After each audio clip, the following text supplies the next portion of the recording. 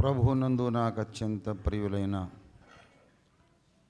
సభికులందరికీ కూడా క్రిస్మస్ శుభాకాంక్షలు. I wish you all a very very happy and merry Christmas. ఈ చక్కని సమావేశాన్ని క్రిస్మస్ సెలబ్రేషన్స్, క్రిస్మస్ సంబరాలు ఏర్పాటు చేసి మనందరికీ ఈ అవకాశం కలిగించిన గుల్మొహర్ టౌన్షిప్ కమిటీ వారికి ప్రత్యేకమైన కృతజ్ఞతలు. నిజంగా నేను ఊహించిన దానికంటే ఎక్కువ సౌభ్రాతృత్వం, బ్రదర్హుడ్, పరస్పర ప్రేమ, అవగాహన ఇక్కడ నాకు కనబడుతూ ఉంది. దేవునికి స్తోత్రం. అసలు దేవుణ్ణి గూర్చి మాట్లాడడమే ప్రేమను గూర్చి మాట్లాడడం. దేవుడు ప్రేమయ్య ఉన్నాడని బైబిల్ చెబుతుంది. కనుక దేవుడి పేరు మీద టెన్షన్లు, దేవుని పేరు మీద ద్వేషాలు అనేది సెల్ఫ్ డిఫీటింగ్, సెల్ఫ్ కాంట్రడిక్షన్. దేవుడు అంటేనే అసలు ప్రేమ. కాబట్టి పెద్దలందరూ కూడా చక్కగా మరి యేసు ప్రభు వారిని గూర్చి, క్రైస్తవ్యాన్ని గూర్చి మంచి విషయాలు తెలియజేశారు. వారికి నా హృదయపూర్వక కృతజ్ఞతలు. అయితే ఇంతకుముందు పెద్దలు చెప్పినట్టుగా కాలాతీతం అయిపోయింది, చాలా లేట్ అయిపోయింది. అసలు 9 ముగిద్దాం అనుకున్నాము. 8కి టైం నాకు ఇస్తే 9కి ముగించేద్దాం అనుకున్నాం. కానీ ఇప్పుడు 9 అయిపోయింది. అందుచేత ఇంకా పెద్దగా ప్రసంగం కూడా ఏం అక్కర్లేదు. బైబిల్లో ఒక వాక్యం చదివి ప్రార్థన ఆశీర్వాదాలతో ముగించేస్తే మంచిదని భావిస్తున్నాను. కేక్ కటింగ్ ఎట్లాగ అయిపోయింది. పెద్దలందరి యొక్క ఆశీర్వచనాలు, గ్రీటింగ్స్, శుభాకాంక్షలు మనం విన్నాం. ఒక చిన్న మాట దేవుని వాక్యంలోంచి, బైబిల్ గ్రంథంలో నుండి చదివి మనం ముగించుకుందాం. వీలైతే ఇది ఇకో తీసేయి బేట.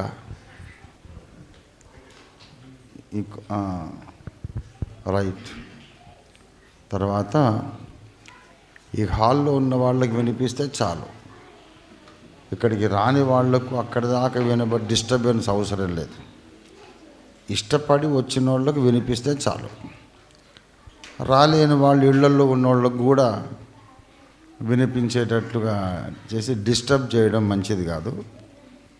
They want to rest, let them rest. ఇదేదో పార్టిసిపేట్ చేద్దాం అనుకుని వచ్చిన వాళ్ళకు మాత్రం వినిపిస్తే చాలు, అందరినీ డిస్టర్బ్ చేయదు. ఓకే. లూకాసు సువార్త 2వ అధ్యాయము ఒక చిన్న మాట బైబిల్లో నుండి చదువుకుందాము.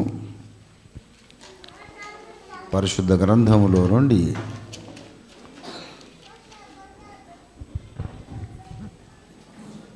లూకాసు వార్త 2వ అధ్యాయము 10వ వచనం. అయితే ఆ దూత, భయపడకుడి, ఇదిగో ప్రజలందరికీ కలుగబోవు మహాసంతోషకరమైన సువర్తమానము నేను మీకు తెలియజేయుచున్నాను. దావీదు పట్టణమందు నేడు రక్షకుడు మీ కొరకు పుట్టి ఉన్నాడు. ఈయన ప్రభువైన క్రీస్తు. దేవుడి వాక్యమును మన వినికిడిలో, మన ధ్యానంలో ఆశీర్వదించి ఫలింపజేయునుగాక. దైవాత్మ సహాయం కొరకు చిన్న ప్రార్థన చేసుకుందాం.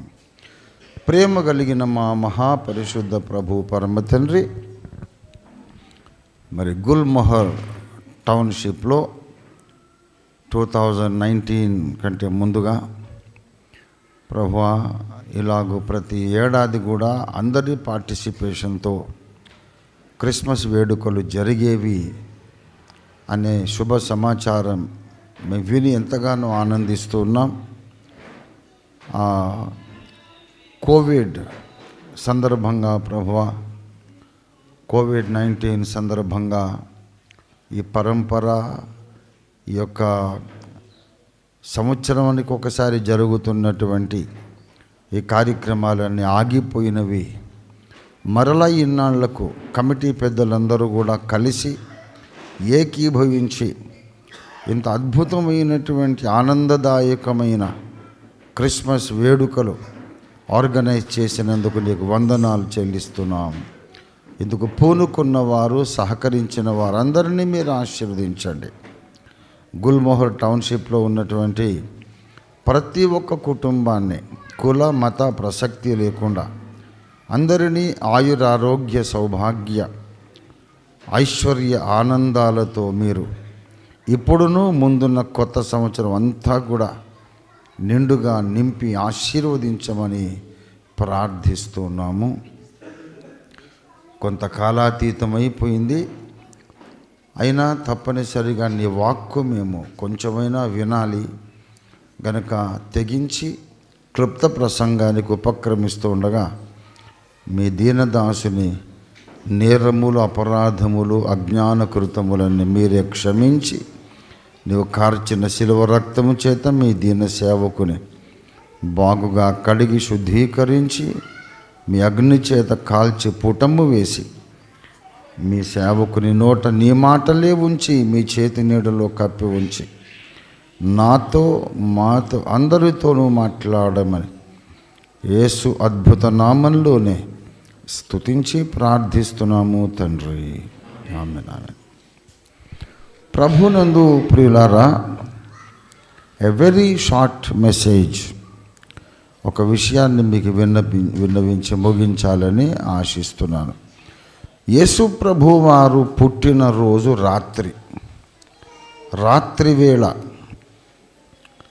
రాత్రివేళ ఆయన జన్మించిన తరువాత ఆ యూదా దేశపు బెత్లెహేము అనే సిటీ అవుట్స్కర్ట్స్లో కొందరు గొర్రెల కాపరులు తమ గొర్రెల మందలను కాచుకుంటూ ఉంటుండగా అకస్మాత్తుగా ఒక స్వర్గలోక నివాసి దేవదూత వచ్చి వారికి కనబడి ఈ ప్రకటన చేశాడు. ఇదిగో ప్రజలందరికీ కలుగబోవు మహాసంతోషకరమైన సువర్తమానము నేను మీకు తెలియజేస్తున్నాను. అదేమిటి అంటే, దావీదు పట్టణములో నేడు రక్షకుడు మీ కొరకు పుట్టి ఉన్నాడు. రక్షకుడు పుట్టి ఉన్నాడనే వార్త ప్రజలందరికీ కలుగబోవు మహాసంతోషకరమైన సువర్తమానం. ఎవరికి సంతోషము? రక్షకుని జననము అంటే ప్రజలందరికీ. ప్రజ అనే సంస్కృత శబ్దానికి పిల్లలు అని అర్థం. జ అనే ధాతువుకు జన్మము, పుట్టుక అని అర్థం. మరి అజ అంటే పుట్టుక లేనిది, ద్విజుడు అంటే రెండవసారి పుట్టినవాడు, ప్రజలు అంటే సంతానము అని అర్థం. కౌసల్య సుప్రజారామ పూర్వా సంధ్యా ప్రవర్తతే అని ఉదయం సుప్రభాతం చదువుతారు. కౌసల్యాదేవికి చక్కని కుమారుడా, సుప్రజ అంటే చక్కని కుమారుడా అని. కనుక ప్రజలు అనే మాటకు అర్థం ఏంటంటే పిల్లలు, సంతానం. ఎవరి సంతానము? మనకందరికీ ఎవరికైనా ఒకరో ఇద్దరో ముగ్గురో నలుగురో పిల్లలు ఉంటారు. కానీ ఒక ఆయన ఉన్నాడు, బ్రహ్మాండంలోని వ్యక్తులందరూ ఆయన పిల్లలే. ఆయన పేరు ప్రజాపతి. ఆయన్ని సర్వేశ్వరుడు, పరాత్పరుడు అని మనం పిలుస్తాం. దేవుడు అన్నమాట. ఆయనకు కొన్ని లక్షణాలు ఉన్నాయి. సర్వాంతర్యామి, అంతటా ఉంటాడు. సర్వజ్ఞుడు, అన్నీ తెలుసుకుంటూ ఉంటాడు. తర్వాత సర్వశక్తిమంతుడు, అన్నీ చేయగలిగిన సామర్థ్యం కలిగిన వాడు. ఆయనకొక పేరున్నది, ప్రజాపతి. వేదములలో దేవుని పేరు ఏమిటంటే ప్రజాపతి. ప్రజాపతి. ప్రజ అంటే సంతానము, పతి అంటే ఏలువాడు, తండ్రి, భర్త, పరిపాలకుడు అని అర్థం, రాజు అని అర్థం. భూపతి అంటే భూమికి పరిపాలకుడు. భూపతులు అంటే రాజులను, అంటే భూమికి భర్త లాంటి వాడు అన్నమాట. అంటే ఏమైనా సంసారం చేస్తాడు ఏంటి భూమితో? భూమిని పరిపాలిస్తాడు. గనుక పతి అనగా పరిపాలకుడు, అధికారము కలిగిన వాడు. ప్రజాపతి ప్రజలందరి మీద, అంటే తానే సృష్టించిన పిల్లల మీద పరిపాలన చేసేవాడు దేవుడు. తాను పిల్లలను సృష్టిస్తాడు, మళ్ళీ వాళ్ళ మీద పరిపాలన చేస్తాడు. మనల్ని చేసినవాడు, సృష్టించినవాడు ఆయనే, మనల్ని పరిపాలించేవాడు కూడా ఆయనే. గనుక దేవుడిని ఏమని పిలుస్తామంటే ప్రజాపతి. గనుక ప్రజలందరికీ అంటే ఆ దేవుని సృష్టిలో ఉన్న పిల్లలందరికీ అని అర్థం. ఆ దేవుని సృష్టిలో ఉన్న పిల్లలందరికీ మహాసంతోషకరమైన సువర్తమానం. ఇక్కడ ఫలానా దేశము, ఫలానా కులము, మతము అనే పరిస్థితి, ప్రస్తావన, వివక్ష లేనే లేదు. అందరూ దేవుని సృష్టే. ఏ దేవుడైతే భారతీయులను సృష్టించాడో ఆ దేవుడే అరబ్బులను, కమ్యూనిస్టు వారిని, యూరోపియన్లను, మంగోలియన్ తెగ, ఆంగ్లో సాక్సన్ పీపుల్, ఆర్యులు, ద్రావిడులు అందరినీ ఒక్క దేవుడే సృష్టించాడు. గనుక ఇక ఇందులో మళ్ళీ ఏ కులము, ఏ మతం అనేది ఏమీ ప్రస్తావనే లేదు. ప్రజలందరికీ మహా సంతోషం. ప్రజలనగా ఎవరి సంతానము? దేవుని సంతానం. దేవుని సృష్టిలో ఉన్న ప్రతి ఒక్కరికి కలుగు మహా సంతోషకరమైన సువర్తమానం. దేవుని సృష్టిలో అందరికీ సంతోషం ఏమిటంట? రక్షకుడు పుట్టాడు. రక్షకుడు పుడితే అందరికీ సంతోషం ఎందుకు? ఎందుకంటే అంతకుముందు సకల జనులకు ఒక సమస్య ఉన్నది. అందరికీ, అన్ని జాతుల, అన్ని కులాల, మతాల వారికి లింగభేదము, వయోభేదము, బీద గొప్ప తారతమ్యం, పండిత పామర తారతమ్యం లేకుండా అందరినీ ఒక సమస్య వెంటాడుతూ ఉంది. ఆ సమస్యకు పరిష్కారమే క్రీస్తు జననము. ఆ సమస్యను పరిష్కరించేవాడు పుట్టాడు కాబట్టి అందరూ సంతోషిస్తారు. లోకానికి కావలసింది ఏమిటంటే విశ్వాన్ని, ఈ భూప్రపంచాన్ని వెంటాడి వేధించి భయపెడుతున్న ఒక సమస్య నుండి విడిపించేవాడు, రక్షించేవాడు, పరిష్కరించేవాడు కావాలి. ఏమిటి ఆ సమస్య? ఇప్పుడు యేసు ప్రభువు వారు ప్రేమను గూర్చి బోధించాడు, దయను గూర్చి బోధించాడు అని పెద్దలందరూ అన్ని ప్రాంతాలలో కూడా మహానుభావులు అందరూ చెబుతున్నారు. అది వాస్తవమే, అందులో అసత్యం లేదు.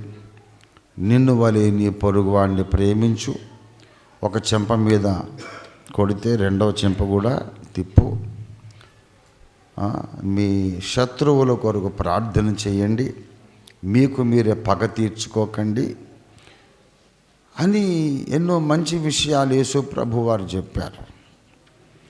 అందులో సందేహం లేదు. కానీ ఏ మాటకు ఆ మాట చెప్పుకోవాలి. ఇప్పుడు ఇది క్రిస్మస్ కాబట్టి యేసు ప్రభువుని గురించి గొప్పగా మాట్లాడడం, రేపు ఇంకొక పండుగ అయితే అక్కడ గొప్పగా మాట్లాడడం అనేది అంత మంచి పద్ధతి కాదు. మనం ముక్కుసూటిగా మాట్లాడదాం. ఏంటంటే ఈ దయ, క్షమ, సహనము సమానత్వం అనేది యేసుక్రీస్తు కంటే ముందు 500 ఏళ్లకు పూర్వం గౌతమ బుద్ధుడు చెప్పాడు.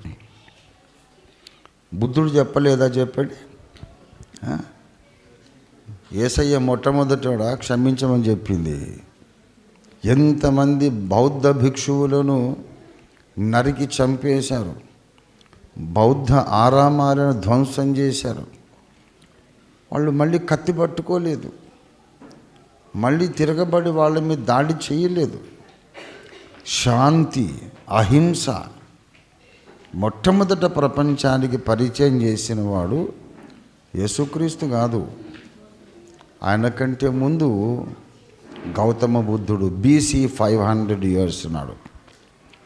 ఇప్పుడు నేను క్రైస్తవుడిని అయినంత మాత్రాన గౌతమ బుద్ధుని సంగతి విస్మరించలేను. ఎందుకంటే నేను మతములో లేను, క్రైస్తవ మతంలో లేను. నేను సత్యాన్వేషిని. సత్యం కావాలి తప్ప మతం కాదు నాకు కావలసింది. అంతకుముందు 500 ఏళ్ల క్రితము గౌతమ బుద్ధుడి యొక్క బోధలు ఎంత శక్తివంతంగా పనిచేసినాయి అంటే, రక్తపిపాసి, యుద్ధోన్మాది, లక్షల మందిని పొట్టన పెట్టుకున్నటువంటి సామ్రాట్ అశోకుణ్ణి కూడా మార్చేసి, ఇక నేను యుద్ధాలే చెయ్యను అని అస్త్ర సన్యాసం చేసేటట్టుగా అతనిలో పరివర్తన తీసుకొచ్చినటువంటి శక్తి బుద్ధుని బోధనలో ఉంది. అప్పటికి బుద్ధుడు లేడు. బౌద్ధ భిక్షువులు మొత్తం లోకమంతా బౌద్ధ మతాన్ని ప్రచారం చేస్తున్నారు.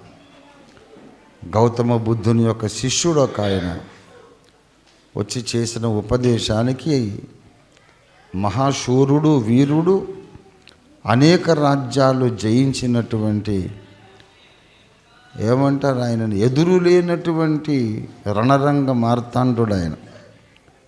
మీరు ఇప్పుడు గూగుల్ సెర్చ్ చేసి చూడండి, the greatest king who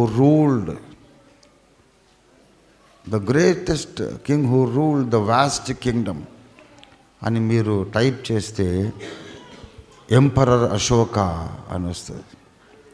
emperor Ashoka ఆయన సెంట్రల్ ఏషియా నుండి ఇటు శ్రీలంక వరకు, ఇటు ఫార్ ఈస్ట్ అంతా కూడా సువిశాల సామ్రాజ్యాన్ని పరిపాలించాడు. ఆయన సొంత చెల్లెలిని, ఆయన కుటుంబ సభ్యులను అందరినీ కూడా అహింస అనే పరమధర్మాన్ని ప్రచారం చేయడానికే ఆయన వినియోగించారు. ఈనాటికి మన భారతదేశపు అధికార చిహ్నం ఏంటంటే అశోకుని ధర్మచక్రం. అవునా? అశోకుని ధర్మచక్రం.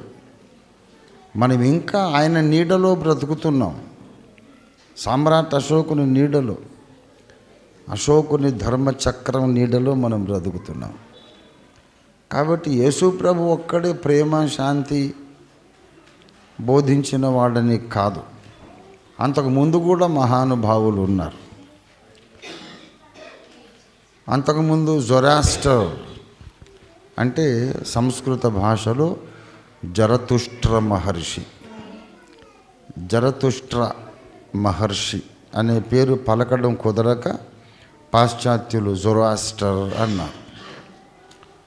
పురుషోత్తం అనడం చేతకాక పోరస్ అన్నారు. నోరు తిరగక జరతుష్ట్ర మహర్షి కూడా అద్భుతమైనటువంటి వేదాంత రహస్యాలు చెప్పాడు. మరి ఆయన కూడా క్రీస్తుకు పూర్వం వాడే.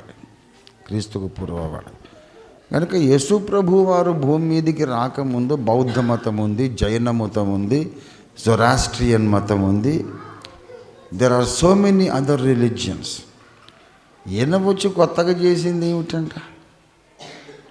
ఇక్కడ విషయం మనం స్పష్టంగా తెలుసుకొని ముగించుకుందాం.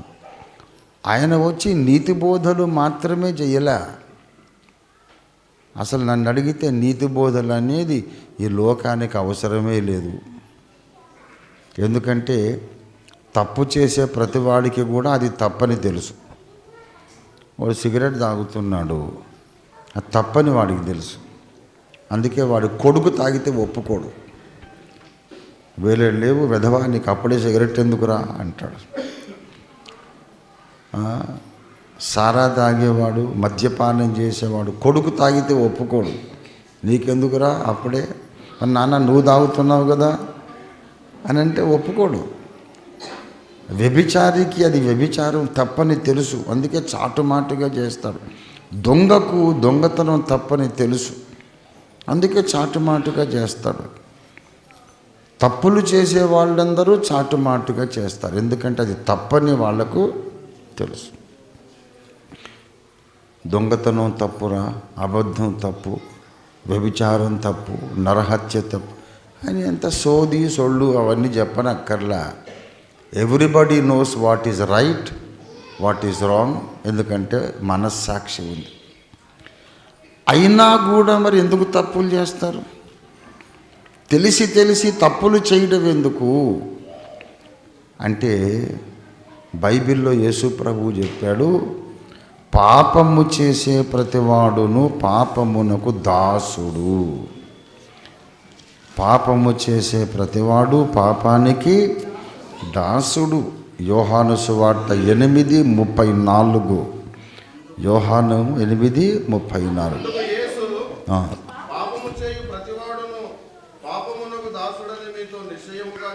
అది సమస్య ఇక్కడ వచ్చింది.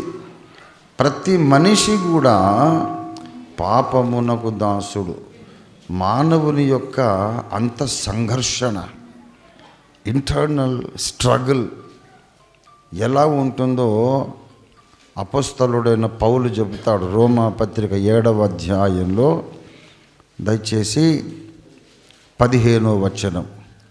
ఏలయనగా నేను చెయ్యునది నేను ఎరుగను, నేను నిశ్చయించున్నది చెయ్యక నేను ద్వేషించున్నది చెయ్యుచున్నాను. 18. మేలైనది చెయ్యవలెనను కోరిక నాకు కలుగుచున్నది కానీ దాన్ని చేయుట నాకు కలుగుట లేదు. నేను చెయ్యగోరు మేలు చెయ్యక చెయ్యగోరని కీడు వద్దనుకొని అదే చేస్తున్నాను. తప్పని తెలుసు, అనుకోకుండా మళ్ళీ జరిగిపోతుంది. ఇది మానవ బలహీనత. ఇది సర్వమానవ కోటి చరిత్ర, ప్రతి ఒక్కరి వ్యక్తిగత చరిత్ర. ఈ తప్పు వద్దు, నేను చెయ్యను, ఇప్పటి నుంచి కరెక్ట్గా ఉంటాను అనుకుంటాం. 4 రోజులు బాగుంటాం, అనుకోకుండా మళ్ళీ తప్పు జరిగిపోతుంది. పాపమునకు దాసులు మానవ జాతి.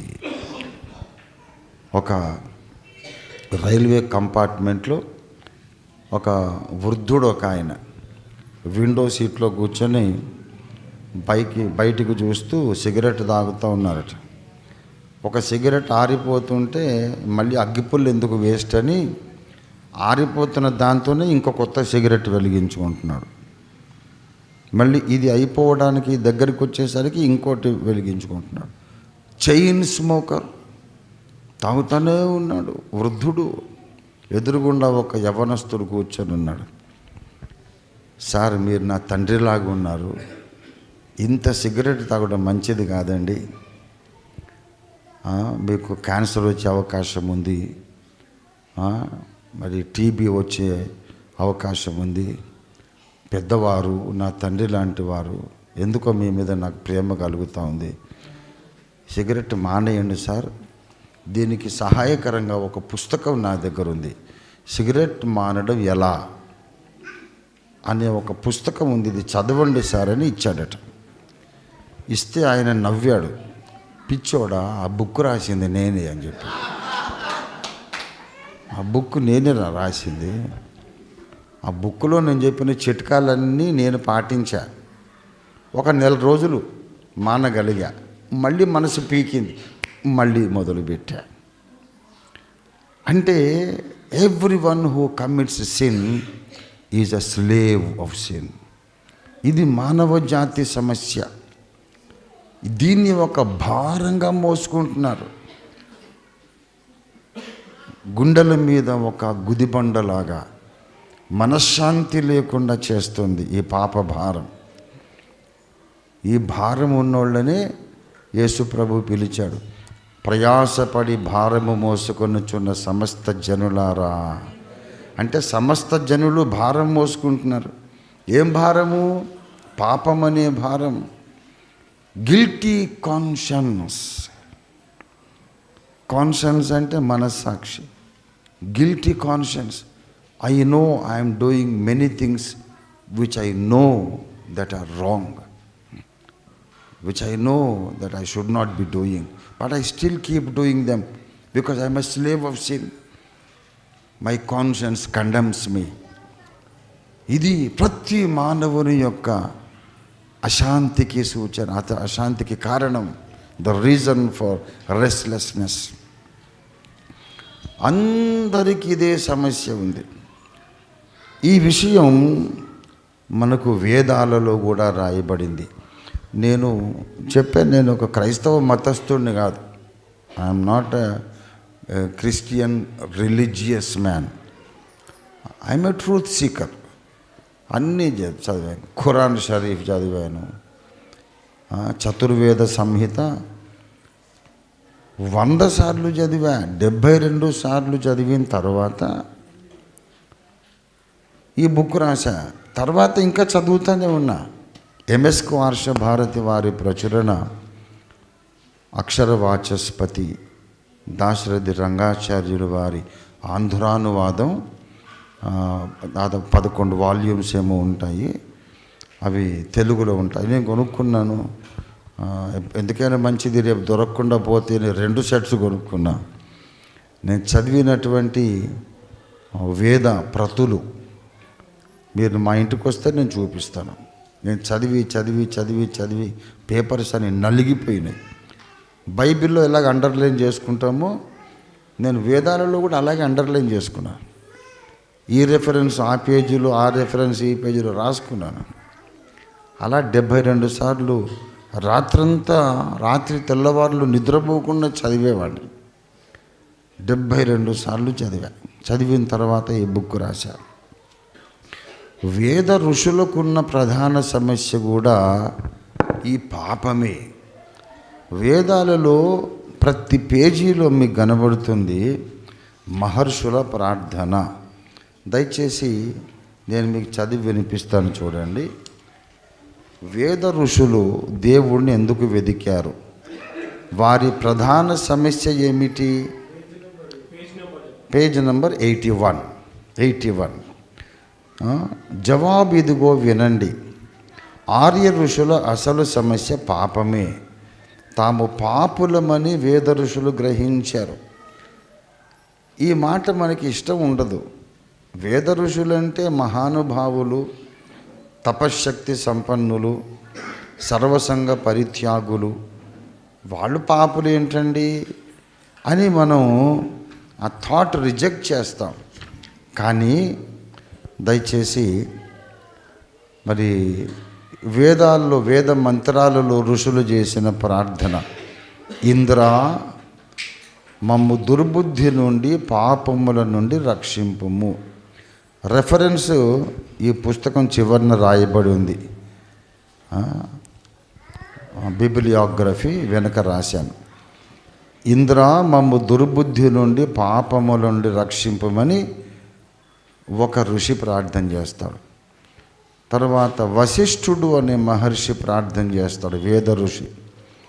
నేను పాపము చేసి ఉండవచ్చును, ఇతరులను తిట్టి ఉండవచ్చును, అసత్యము పలికి ఉండవచ్చును.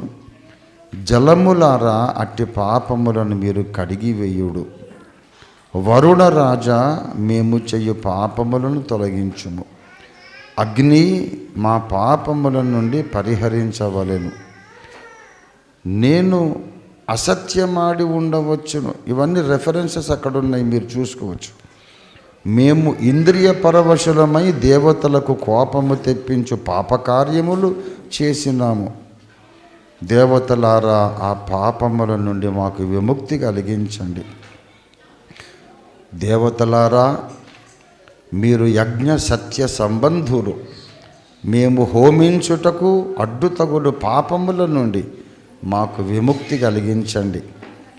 యజ్ఞము చేయు కోరిక ఉన్నను ఏ పాపము వలన చేయలేకపోతున్నామో అట్టి పాపముల నుండి మాకు విముక్తి కలిగించండి. విశ్వే దేవతలారా, తెలిసి కొన్ని తెలియక కొన్ని పాపములు చేసినాము. అనుగ్రహించి ఆ పాపముల నుండి మాకు విముక్తి కలిగించండి. జాగ్రత్తావస్థలోను సుషుప్తావస్థలోను పాపములు చేసినాము. అట్టి పాపముల నుండి, భూత భవిష్యత్ పాపముల నుండి, శృంఖలల నుంచి వలె అంటే సంకెళ్ళ నుండి వలె మమ్ము విముక్తులను చేయండి. ఈ పాపాలు మమ్మల్ని సంకెళ్ళు బంధించినట్టు బంధించేశాయి అని మహర్షుల ప్రార్థనలు, వేదములో ఉన్న విషయాలు. కావాలంటే నేను మీకు ఆ వేదాలు నేనే కొనుక్కొచ్చి సప్లై కూడా చేస్తాను. వేద ఋషులు చేసిన ప్రార్థనలు. పాపం అనే సంకెళ్ళలో ఉన్నామంటాడు. బైబిల్లో అదే చెప్పాడు. పాపము చెయ్యి ప్రతివాడు పాపమునకు దాసుడు. ఇప్పుడు కావలసింది నీతి బోధలు చేయడం కాదు, ప్రేమ సంతోషం క్షమాపణ కాదు. అంతకుముందే బుద్ధుడు చెప్పేశాడు. ఈయనొచ్చి కొత్తగా చెప్పిందేం లేదు. యేసు ఎందుకు రావాలి? మంచి మాటలు చెప్పడానికి మతాలు చాలా ఉన్నాయి, కానీ పాపం అనే సంకెళ్ళు త్రెంచి వేయడానికి ఒక విమోచకుడు రావాలి. పాపం అనే బంధకాలు త్రెంచి వేయటానికి రావాలి. అందుకొచ్చాడు యేసు. అందుకే ఆయన పుట్టుక, ఆయన జన్మము ప్రజలందరికీ సంతోషము కలిగిస్తుంది. ప్రతి మనిషి పాప బంధకాల్లో ఉన్నాడు. ఆ పాప బంధకాలను ఎలా త్రెంచేస్తాడు యేసు? వేదములోనే రాయబడింది, యజ్ఞము వలన. ఆ యజ్ఞం చేద్దామన్నా మాకు వల్ల కావట్లేదు. మాలో పాపం ఉన్నది. మనుషుడు చెయ్యజాలని యజ్ఞాన్ని చేయడానికి ఆ పరమాత్ముడే నరావతారం ఎత్తాడు. పరమాత్ముడు యజ్ఞపురుషుడై యజ్ఞము కొరకైన యజ్ఞ పశువై పరమాత్ముడే పుట్టడమే క్రిస్మస్. అందుకే క్రిస్మస్ అనేది యూనిక్ ఇన్సిడెంట్. అటువంటిది ఇంతకు ముందు ఎప్పుడు జరగలేదు, ఆ తర్వాత కూడా జరగలేదు, అవసరం లేదు. ప్రపంచమంతటికి, ప్రపంచ మానవ కోటికి ప్రప్రథమ మానవుడైన ఆదాము మొదలుకొని ఈ భూమండలం మీద పుట్టే ఆఖరి మనిషి దాకా అందరి పాపాలు పరిహరించడానికి పరమాత్ముడు నరావతారం ఎందుకు ఎత్తాడు అంటే, హెబ్రీ పత్రిక 9వ అధ్యాయం 22వ వచనంలో చెప్పబడింది, మరియు ధర్మశాస్త్ర ప్రకారము సమస్త వస్తువులను రక్తము చేత శుద్ధి చేయబడుననియు, రక్తము చిందించకుండా పాప క్షమాపణ కలుగదు. అది విశ్వ సత్యము. విశ్వజనీనమైన సత్యం ఏంటంటే, రక్తము చిందింపకుండా పాప క్షమాపణ కలుగదు. అందుకే ఆది ఋషులందరూ యజ్ఞాలు చేశారు. నా పుస్తకం ఎవరైనా చదివితే మీకు సత్యం తేటతెల్లం అవుతుంది. కన్వర్షన్ అనే గొడవ లేదు ఇప్పుడు. ఎవ్వరూ కన్వర్ట్ కావద్దు. ఎందుకంటే Rajahmundry central jail, Chanchalguda central jail, ఇలాగ చాలా సెంట్రల్ జైళ్ళలో నేను వాక్యం చెప్పడానికి వెళ్ళా. నన్ను తీసుకెళ్ళేవాళ్ళు అప్పట్లో. జైలు చాప్లెన్స్ ఉంటారు. వాళ్ళు నన్ను తీసుకెళ్ళేవాళ్ళు. ఓఫిరన్న వాక్యం చెప్పండి నేరస్తులకు మంచి బుద్ధి కలగాలని ధర్మ ప్రచారకులను తీసుకెళ్తారు. అక్కడికి వెళ్ళాక ఒక్కొక్కరిని అడిగేవాడిని, బాబు నీ పేరేంటంటే, నా పేరు యేసుదాస్ అండి, నా పేరు డానియల్ అండి, నా పేరు మోషే అండి. ఒకడైతే నా పేరు ఏకంగా యేసు అన్నాడు. నాకు ఫ్యూజ్ పోయింది. యేసు డైరెక్ట్, ఒరే యేసయ్య పేరు పెట్టుకొని నువ్వు జైల్లోకి ఎందుకు వచ్చావు అంటే భార్యను చంపేసి వచ్చాడట. కాబట్టి మతంలోకి వస్తే ప్రయోజనం లేదు. హంతకులు, సకల విధాల నేరస్తులు అన్ని మతాలలో ఉన్నారు. జైల్లో నేను వాక్యం చెప్పడానికి వెళ్ళినప్పుడు పేర్లు అడిగితే కొంతమంది హిందూ పేర్లు చెప్పారు, కొందరు ముస్లిం పేర్లు చెప్పారు, కొందరు క్రిస్టియన్ పేర్లు చెప్పారు. అంటే మతమును బట్టి మంచితనం అనేది ఉండదు. దొంగలు, నేరస్తులు, హంతకులు అన్ని మతాల్లో ఉన్నారు. ఒక మతంలో మొత్తం చెడ్డోళ్ళు ఉంటారు, ఒక మతంలో మొత్తం ఉత్తములు ఉంటారు అనేది ఎక్కడ ఉందా? లేదు. నాకు నాస్తికులు కొంతమంది తెలుసు, చాలా నీతిగా బ్రతుకుతారు. నాస్తికులు అండి, దేవుడే లేడు వాళ్లకు. ఇక మతం ఎక్కడిది? చాలా నీతిగా బ్రతుకుతారు. పుచ్చలపల్లి సుందరయ్య గారు ఉన్నారు ఏమండి, ఎంత మహానుభావుడు ఆయన. 100 ఎకరాలు దానం చేసేసాడు. ఆయన క్రైస్తవుడా? క్రైస్తవులం అని చెప్పుకొని ఆస్తులు కూడబెట్టుకుంటున్న వాళ్ళు బోల్డ్ మంది ఉన్నారు ఏమండి, క్రైస్తవులే కానీ వచ్చేటోళ్ళందరూ డబ్బులు ఇస్తారు, ఈయన డబ్బులు కూడబెట్టుకుంటాడు. మా చర్చికి రండి మీకు డబ్బులు వస్తాయి, మా చర్చికి రండి డబ్బులు వస్తాయని బోధలు చేయడం. ఓ పొలోమని 1000 మంది రావడం. ఆడు 30 ఏళ్ళు పోయినా డబ్బులు రావు. ఏది సార్ డబ్బులు వస్తాయంటే మేము చర్చికి వచ్చాం, ఏది డబ్బులు రాలేదు. నాకు వచ్చినాయి కదా డబ్బులు, మీరు వస్తే ఇలాగ నడుస్తూ ఉంది లోకం. కానీ మరి కొంతమంది కమ్యూనిస్టులు అండి, మరి ఆ రోజుల్లో భూదాన ఉద్యమం జరిగింది కదా. భూదాన్ పోచంపల్లి అని ఒకటి ఉంది హైదరాబాద్ పొలిమేర, తెలుసా మీకు? భూమి 100 ఎకరాలు పంచిపెట్టేశారు. క్రైస్తవులు కాదు, బౌద్ధులు కూడా కాదు, అసలు ఏ దేవుళ్ళు లేడు పోండ్రా అన్నోళ్ళు. మంచికి మతానికి సంబంధం లేదండి. మనం ఫ్రాంక్గా మాట్లాడుకుందాం. నాకు తెలిసిన హిందూ మిత్రులు చాలామంది ఉన్నారు. ఎంత సజ్జనులు, ఎంత సహృదయులు అంటే నన్నెంతో కన్న కొడుకులాగా ప్రేమించేవాళ్ళు ఉన్నారు. మా నాన్నగారు చనిపోయాక మరి ఉస్మానియాలో తెలుగు రీడర్గా ఉండేవారు రామరాజు గారు, క్షత్రియులు. ఆయన పుట్టపర్తి సాయిబాబా భక్తులు. వాళ్ళ ఇంటికి మనం వెళ్తే నిలువెత్తు కంటే పెద్దది సాయిబాబా పటం ఉంటుందన్నమాట. ఎంత పవిత్రంగా ఉంటారంటే అసలు వాళ్ళ ఇంట్లో రేడియో కానీ టీవీ కానీ ఉండదు. వాళ్ళ పిల్లలకు సినిమా ఎట్లా ఉంటుందో తెలియదు.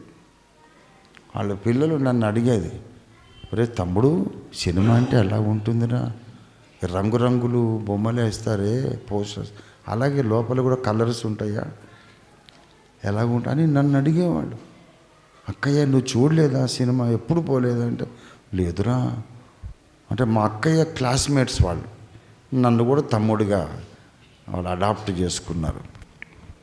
అంత గొప్ప వ్యక్తిత్వం. ఆయన పేరు రామరాజు గారు. మమ్మల్ని ఒక తండ్రిలాగా ఆయన ప్రేమించి మా 3వ అక్కయ్యకి ఆయనే ఉద్యోగం పెట్టించారు. మా నాన్నగారు చనిపోయారు.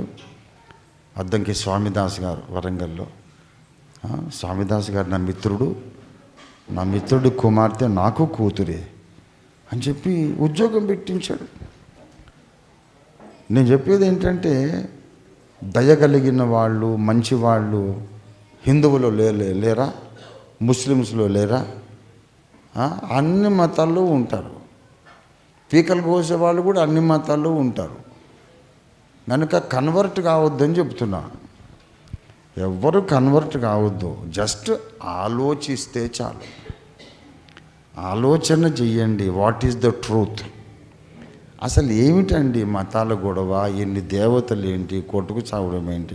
ఎలక్షన్స్ టైంలో ఎమ్మెల్యేలు వచ్చి నాకు ఓటేయండి అన్నట్టు దేవుళ్ళందరూ ఎగబడి నన్ను నమ్ముకో అంటే ఆ దేవునికి కొందరు ఓట్లేసి ఈ దేవునికి కొందరు ఓట్లేసి వాళ్ళు వీళ్ళు కొట్టుకొని చావడము. ఆ మణిపూర్ ఎలాగైందో చూడండి.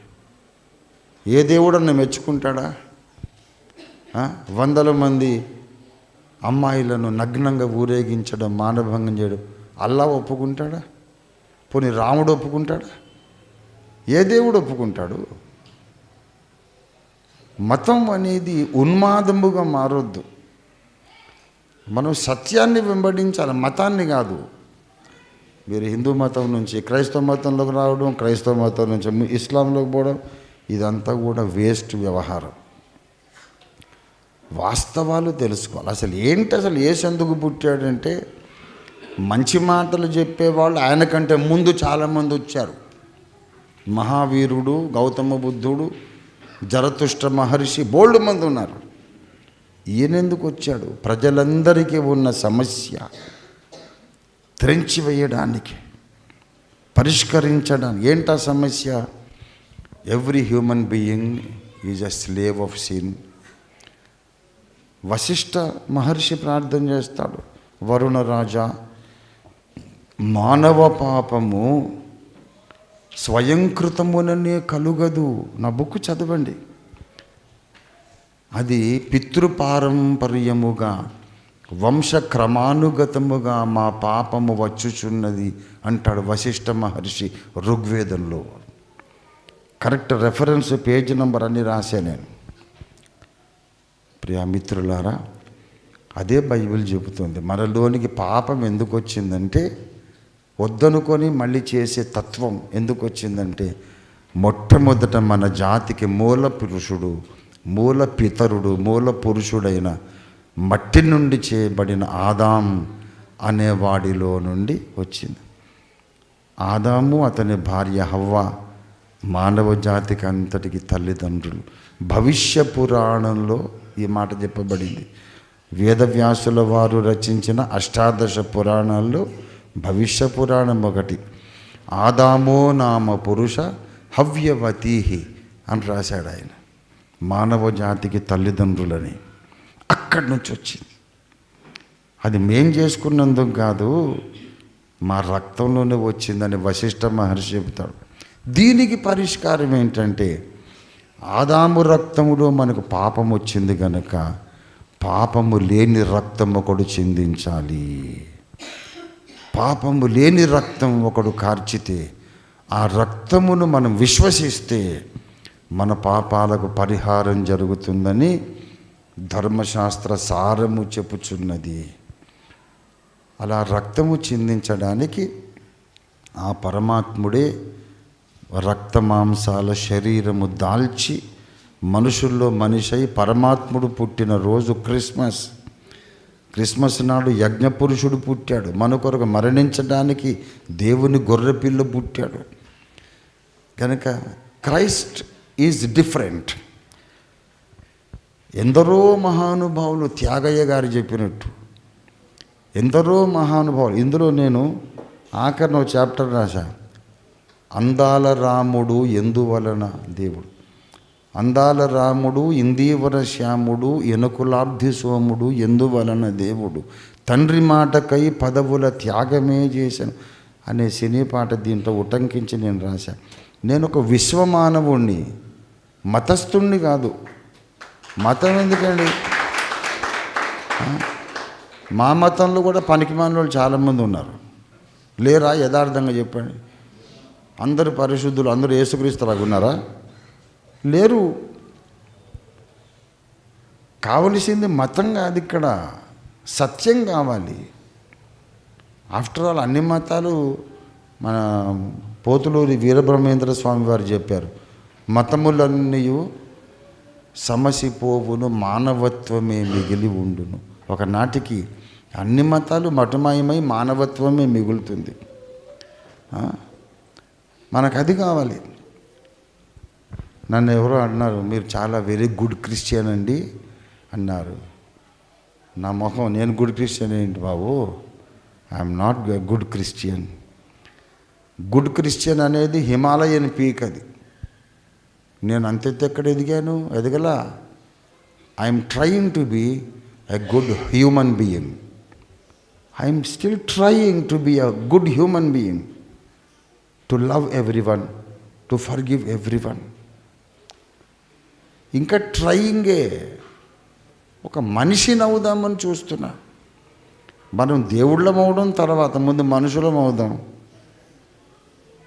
దేవుడి పేరు మీద చంపుకోవడం, దేవుడి పేరు మీద కొట్టుకోవడం ఏ దేవుడు చెప్పాడు? దైవభక్తి మనలో ప్రేమను పెంచాలి, సహోదర భావాన్ని పెంచాలి. ప్రియులారా, ఇంకా డెప్త్కి వెళ్తే లేట్ అయిపోతుంది, కానీ ఇది సారాంశం చెప్పేశా. ఏంటంటే యేసు ప్రభు వారు ప్రేమ సందేశం ఇవ్వడానికే రాలే, మన కొరకు యజ్ఞ పశువుగా మరణించి మళ్ళీ లేవడానికి వచ్చాడు. అందుకు యేసు శిలువలో చేసిన యజ్ఞము వల్ల భూమి మీద ఉన్న ప్రతి మనిషికి ప్రయోజనం, భూమి మీద ఉండే ప్రతి మనిషికి లాభం. అందరి పాపాలు క్షమించబడడానికి ఇప్పుడు అవకాశం దొరికింది. యేసు రక్తము ప్రతి పాపము నుండి మనలను పవిత్రులుగా చెయ్యును. అందుకు ఇది భూలోకమంతటికి పండగగా ఈనాడు జరుపుకోబడుతూ ఉంది. కనుక మిమ్మల్ందరినీ కూడా క్రిస్మస్ బాలకుడు ఆశీర్వదించి ఆనందభరితులుగా శేష జీవితాన్ని మీరు గడపడానికి ఆ దేవదేవుడు ఆశీర్వదించునుగాక. చిన్న ప్రార్థన చేసుకుని ముగించుకుందాం. Thank you. మిక్కిలి ప్రేమామయుడవైన మా రక్షకుడా, జగద్రక్షకుడా యేసు నాథానికి వందనాలు చెల్లిస్తున్నాం. నీ సత్య సందేశము సమాజములోనికి వెళ్ళింది, సమాజములోనికి దూసుకు వెళ్ళింది. ప్రేమ, దయ, వాత్సల్యము, పరస్పర అవగాహన, సర్వమానవ సమానత్వం, సర్వమానవ సౌభ్రాతృత్వం, అందరూ అన్నదమ్ములు అక్క చెల్లెండ్రులాగా ఒక కుటుంబ సభ్యులుగా కలిసిమెలిసి ఉండడం, స్వార్థము నశించటం, ఇతరులను ఆదుకోవాలనే త్యాగగుణము మాలో పుట్టించటం, ఇవన్నీ మీరు సాధించిన విషయాలే. కానీ నీ జన్మలో ఉన్నటువంటి ముఖ్యోద్దేశము మీరు మాకు ఇవాళ మరలా జ్ఞాపకానికి తెచ్చారు. నీకు స్తోత్రం. మంచి బోధలు చేసిన వారు అంతకుముందు ఉన్నప్పటికీ పాపమనే సంకెళ్ళు త్రెంచివేయటానికి ధర్మశాస్త్ర సారమును బట్టి పరిశుద్ధమైన దైవ రక్తాన్ని కార్చడానికి నువ్వు వచ్చావని మీరు మాతో మాట్లాడినందుకు నీకు స్తోత్రం. విన్న వాళ్ళందరిలో పాప క్షమాపణ, దేవునితో సమాధానము, దేవుని సాహచర్యము కలిగి శేష జీవితమంతా ఆరోగ్యవంతులై, ఐశ్వర్యవంతులై, ఆనందభరితులై నీ కొరకు జీవింతురుగాకని ఈ క్రిస్మస్ ఆనందం ముందున్న సంవత్సరమంతా మీరు మాకు ప్రసాదించిన శేష జీవిత కాలమంతా తోడుగా ఉండునట్లు మా వ్యాపారములు, వ్యవహారములు, ఉద్యోగములు, సమస్త కార్యక్రమాల్లో మాకు విజయము, క్షేమము ప్రాప్తింపజేయమని యేసునామంలో స్తుతించి ప్రార్థిస్తున్నాం తండ్రి.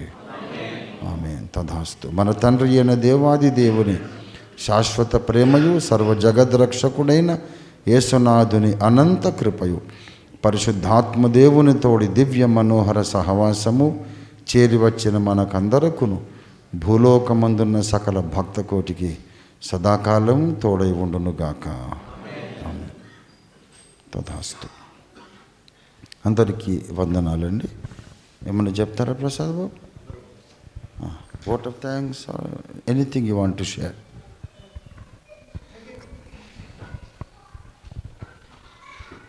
థ్యాంక్ యూ అండి.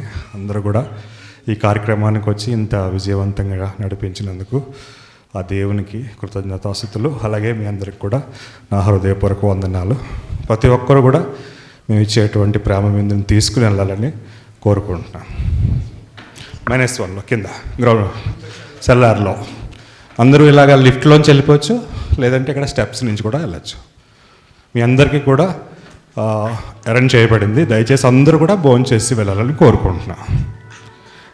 మరీ ముఖ్యంగా ఈ యొక్క విలువైన సమయాన్ని, ఆయన విలువైన సమయాన్ని మన కొరకు కేటాయించి మన మధ్యలోకి వచ్చినటువంటి అయ్యగారికి కృతజ్ఞత వందనాలు తెలియజేస్తాం. అలాగే సహకరించినటువంటి కమిటీ మెంబర్స్ అందరికీ కూడా నా హృదయపూర్వక కృతజ్ఞతలు.